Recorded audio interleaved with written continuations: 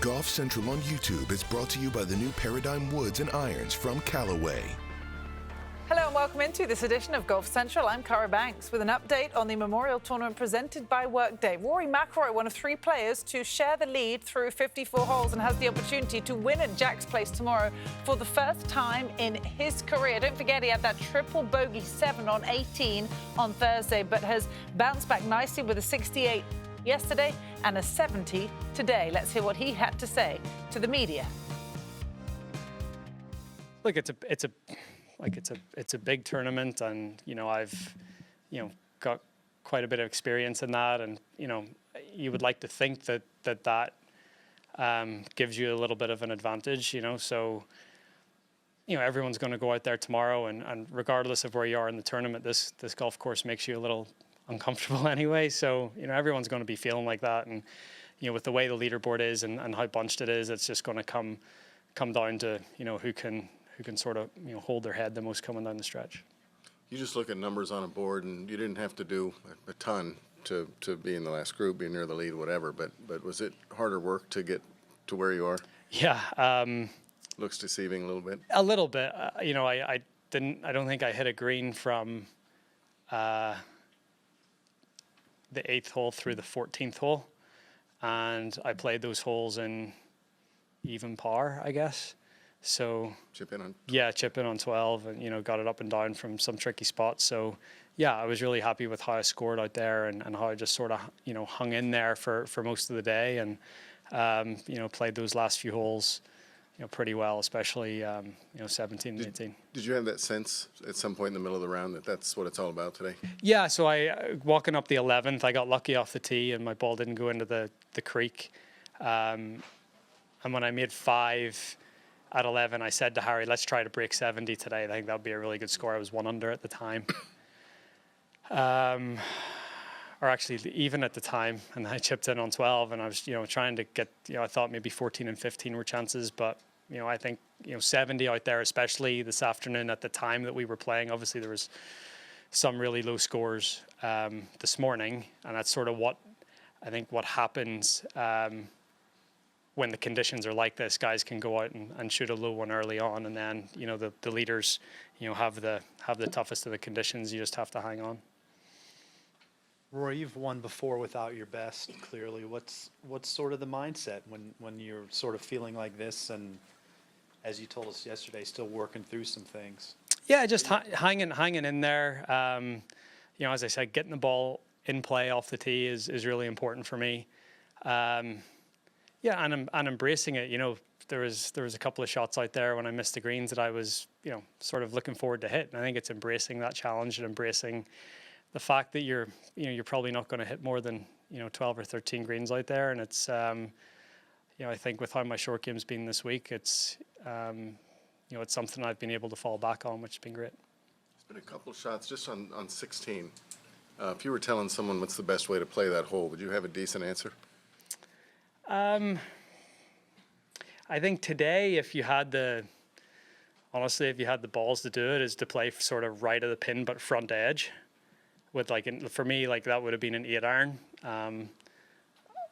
And I think if you were the caddy, it's a lot easier to tell someone to do that rather than be the one that's hitting the shot. So, but I tried to hit a 7-iron and take some off it, but always knowing that back trap is not terrible. You're always going to have a chance to make a 3 from in there. The water didn't concern you coming with a little bit of a downslope?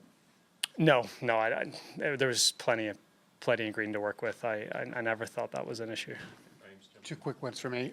First of all, what would it mean to win this tournament? And secondly, Thursday's round ended. I mean, you had the triple bogey. You had a terrible break on 18. How would you kind of regroup from that? And what's the challenge to be able to do that instead of stew over it for a whole day? Yeah. First of all, it would mean a ton to me to win this tournament. I've played pretty well here over the years without really having a realistic chance to win. So, to be able to walk up that hill from 18 and get that handshake from Jack would be pretty nice. I won Arnold's tournament a few years ago, but he'd already passed by the time so it would be be so nice to be able to do it, and have Jack be there and stuff would be really cool. So no doubt He wants the victory, but he will have competition. It is a packed leaderboard. You take a look at the two others he shares the lead with. Well, quite a sparse spread across the world ranking. Rory McIlroy at 3rd, Siwoo Kim 38th, and David Lipsky 160th in the official world golf ranking. Let's hear from the other two co-leaders. The afternoon's definitely tough. We, wind was swirling a little bit. Rough still heavy. That's not going anywhere, and greens firmed up and got quick. So it wasn't easy out there, but I had a tough finish. But I made a lot of birdies, a lot of nice putts in between that, and I have a lot of things to lean on going into tomorrow. Did you always think this course would set up nicely for you, that you might actually have your first win here? I don't know necessarily about that, but I do like the course. It's a course that puts a premium on fairways, managing your ball, good short game, good putting, and I feel like I do a lot of that stuff.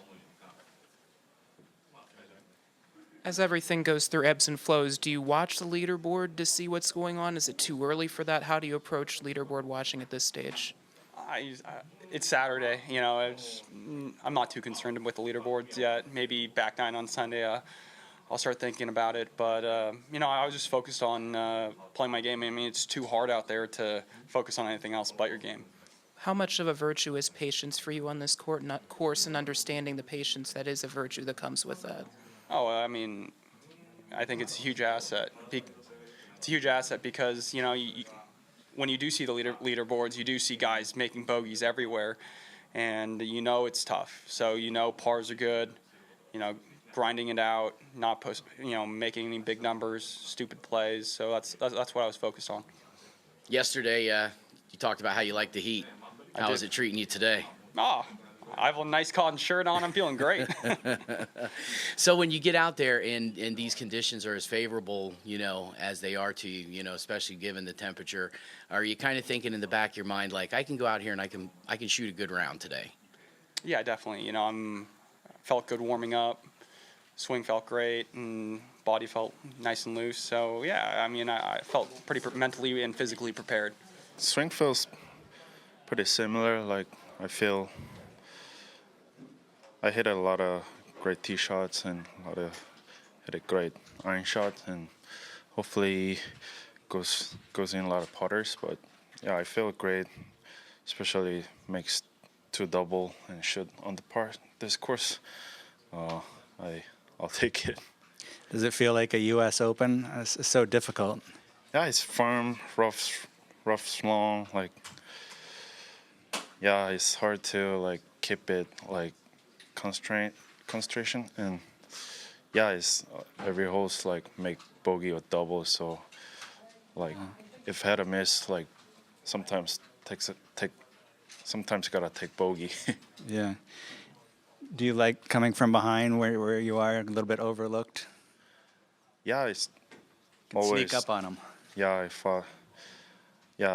I was 3 behind at Sony, so especially I think it's 1 back right now. So yeah, always behind and playing always no pressure, nothing much. So yeah, I like to 1 back or whatever. Siwoo Kim certainly worth keeping your eye on tomorrow, given his style of play and his form around this golf course this week. Can't wait to see who earns that winning handshake at Jack's Place tomorrow.